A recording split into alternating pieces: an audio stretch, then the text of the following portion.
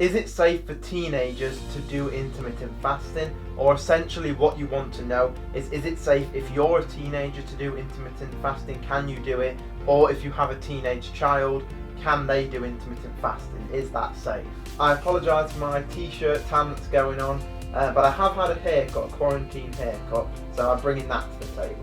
If you're interested in how to build muscle, how to lose body fat, or other fitness topics such as intermittent fasting, then subscribe to this YouTube channel, and when you do, there's just a little bell. If you click that bell, you'll be notified every time I upload a new video, which is on Mondays and Thursdays.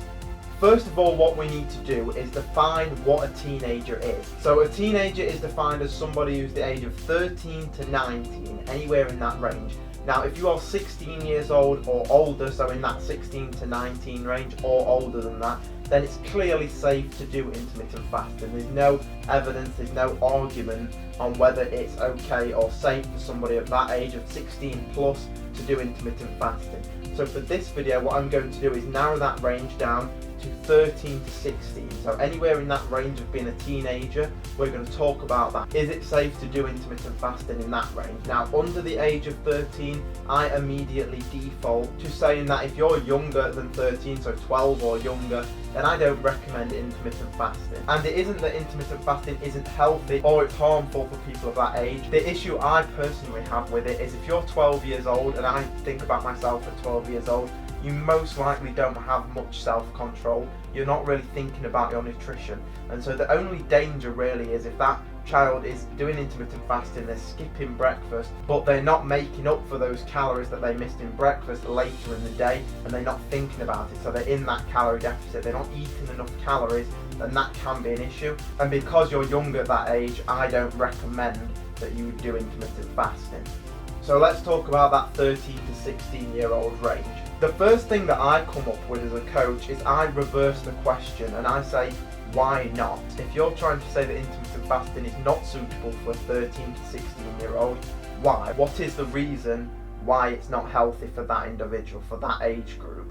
And so when I reverse the question, I can never actually find what the answer is. There is no answer to why you can't do intermittent fasting as a teenager. If somebody has a legitimate claim or something they want to talk about, and you want to leave a comment on the video and say, well, I think this could be a scenario, then I'm happy to answer those questions. So don't forget to leave comments on the video if it's something you're unsure about. But you have to reverse that question and ask what the issues are there. Now, what I would say is that eating breakfast, I'm not against eating breakfast. Some people I recommend they eat breakfast, some people I recommend they try intermittent fasting. My only issue in that range of 13 to 16 is, or people in general, if you're eating breakfast, you can be very, very healthy eating breakfast if you're eating the right things. The issue is most people are not eating the right things. You're eating refined carbohydrates, you're eating cereals, which are very unhealthy for you. You're going to be eating a lot of sugar. You're eating the type of foods for breakfast that all they're going to do is increase your chance of diabetes, raise your insulin, cause inflammation, and ultimately make you gain more weight. So I'm not against breakfast if it's eaten correctly and the correct foods are eaten. So now we've established that intermittent fasting isn't unhealthy for you and it's not bad, although there is one scenario where I wouldn't recommend intermittent fasting, which I'm going to talk about a little bit later in the video. But one of the biggest struggles that I had, and one of the biggest struggles that I know most young people have, is trying to convince people the reason why they're doing intermittent fasting, because it's widely thought of, especially from parents or school teachers, is that eating breakfast is the most important meal of the day. And what my question is to you, and my question to parents or your parents or anybody that questions intermittent fasting, is who told you that breakfast is the most important meal of the day?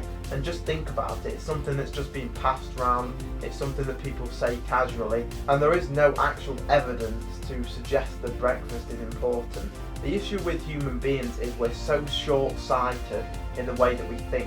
Breakfast has been a thing for around 50 to 100 years. That's how long people have been able to just go downstairs in the morning and cook up some eggs or go and get some cereals or whatever you want to eat for breakfast. That's not something that's been around for a long time. Humans have been without breakfast for thousands of years. That's the way humans are designed, is to not eat breakfast. And like I said before, I'm not against breakfast.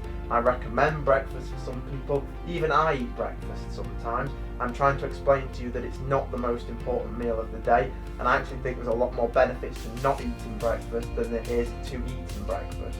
If you just think about the thousands of years that humans have been here, most of the time we haven't been eating breakfast. Typically the way humans are designed is we wake up in the morning and we spend the day hunting, whether we're hunting animals or whether we're going to eat plants or carbohydrates. It doesn't matter, but that's what people will have done thousands of years ago. That's the way the body is designed. Human beings are not designed to wake up in a man-made bed, walk down the stairs in a man-made house, and then go and open the cupboard to eat a man-made cereal product. That's not the way humans are designed to work. There is a lot of benefits to doing intermittent fasting, but some of the benefits that I think about specifically for that teenage group is lower insulin. So that's very important as we get older. It's also going to reduce inflammation, which you want to reduce inflammation throughout your whole life, not something that I think a lot of the time people work on their health as they start to get older instead of being healthy throughout their whole life. It's something people try to catch up on. Having lower insulin is very important for weight loss and to reduce your body fat, or even just maintain and not gain so much body fat. One of the biggest things that I think that's brilliant with intermittent fasting is people that suffer with acne or any sorts of spots and pimples on your face, because a lot of teenagers suffer with that, and because you have lower insulin levels, intermittent fasting can help clear up your skin. The key to intermittent fasting as a beginner or just a teenager is definitely don't be so obsessed with it. So what I recommend you do is you don't follow the window. I don't want you writing everything down. All I want you to do is whatever time you wake up in the morning, it's great because you're going to be in school, so you're going to wake up around the same time every day. That might be 6 a.m. for you or 7 a.m. for you, whatever that time is, and just push that first meal back where you would typically have a breakfast. Just don't eat your breakfast and push that first meal back from around 3 to 6 hours into the day. So if you wake up at 6 a.m, then you might go till 12 p.m, and then you will eat your first meal of the day. And that might change depending on how far you want to go with it. And I don't recommend going further than 6 hours. Also for a teenager, going 24-hour fasts, things like that, is not a good scenario. So it really is important that you can do intermittent fasting, but I wouldn't recommend doing a long 24-hour fast without calories. Here's the big thing that I need everybody to watch out for. So if you're 13 to 16 years old, you shouldn't be eating in a calorie deficit. A calorie deficit is when you're eating less calories to lose body fat.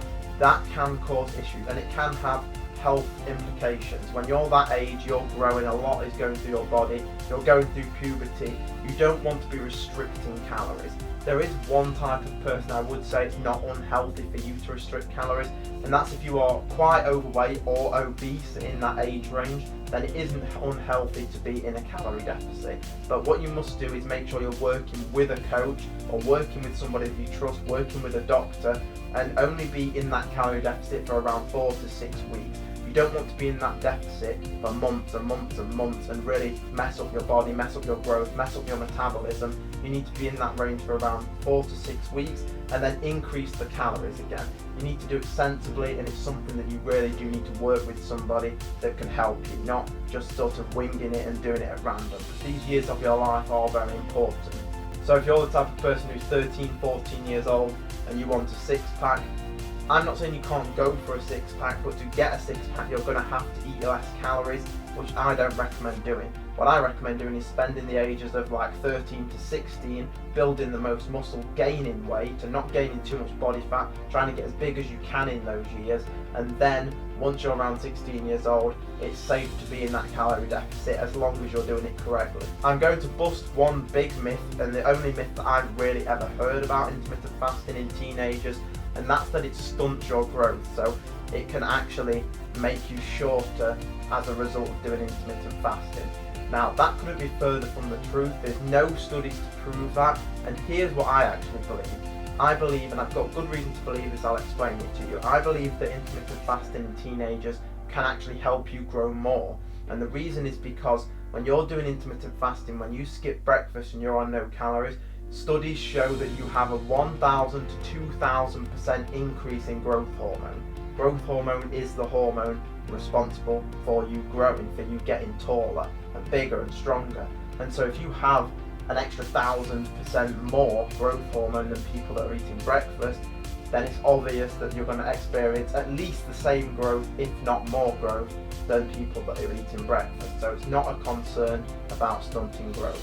Anybody that wants your teenagers to do intermittent fasting, or if they want to do intermittent fasting, or if you're a teenager and you're just watching this video on your own and you're in control of your own nutrition, one thing I want you to do is to weigh yourself. Buy some scales, they're not expensive. Ask for some from your parents or for your birthday, or most people have them in the house.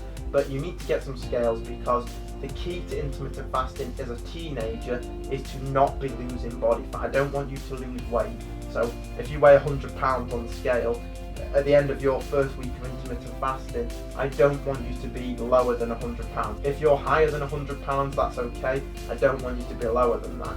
If you are, that means you're not eating enough calories, as we spoke about before. That can be dangerous. So what you need to remember is, if you're skipping breakfast, you might be missing out on 500 calories right there. So that 500 calories you need to make up for in a later meal. So if you're eating 2 or 3 meals later in the day, you need to make sure those meals have more calories in them so that you're not losing weight. All you need to do is, don't be obsessed with the scale, but just get on the scales, make it a routine. It's not a big deal. You just get on the scales once a week and make sure you've not lost any weight. Like I said, if you have, you need to start eating more calories. You need to learn how to get more calories each day. If you need any help on anything to do with this topic or any other topics, there's a comment section below this video. Just leave me a comment, whatever it is, I'm going to answer it.